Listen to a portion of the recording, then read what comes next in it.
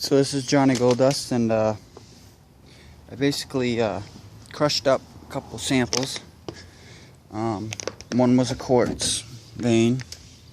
I took all the stringers that were going through it. Now I also found a piece of manganese. They say this stuff is bad and hard to get the gold out, but there's some beautiful quartz stringers, and I see some nice pieces of gold, small pieces in it. Now, I don't know how toxic the stuff is. I heard it's pretty toxic, but I crushed some up.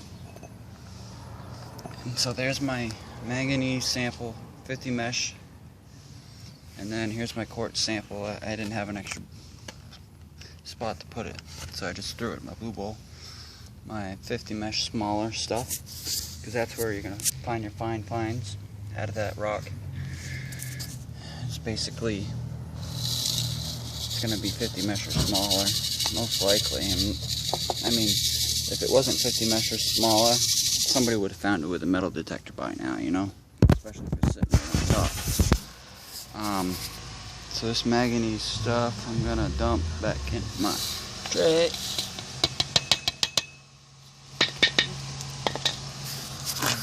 Yeah, man. Oh, cool, man. Yeah, Thank no you. problem. So I got my 50 mesh and smaller quartz sample, quartz and gold, and my manganese sample, 50 mesh smaller. These are just little trays I put.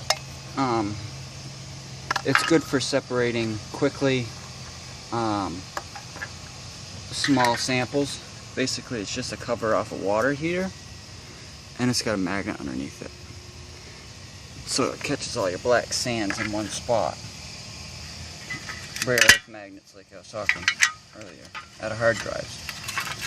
Take them and stick them on the other side of the water heater cover.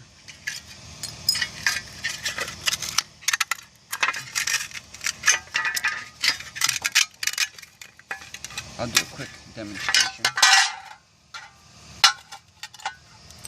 It's supposed to be in with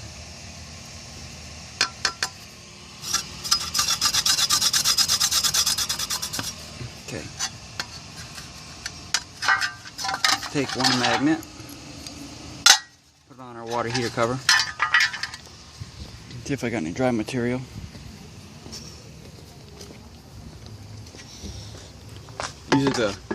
These are the rockhounds that are gonna be online that I have. I'm gonna throw some of them rockhounds in here.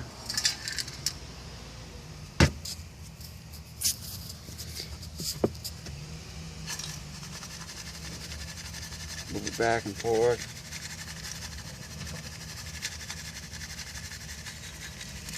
I'm gonna dump it off both sides.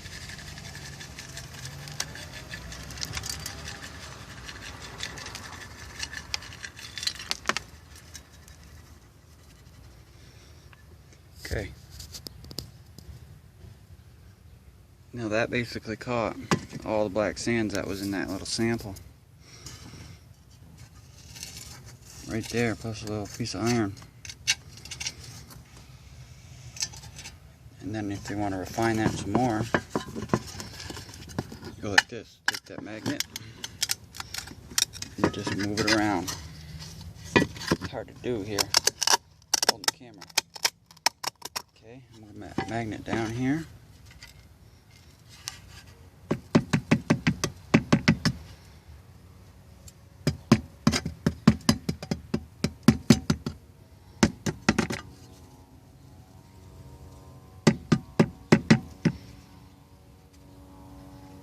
Okay,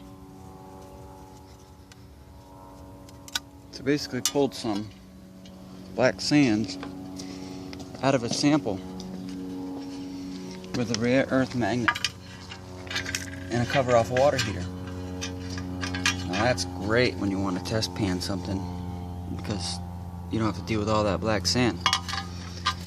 Pull that back off of there and it all releases.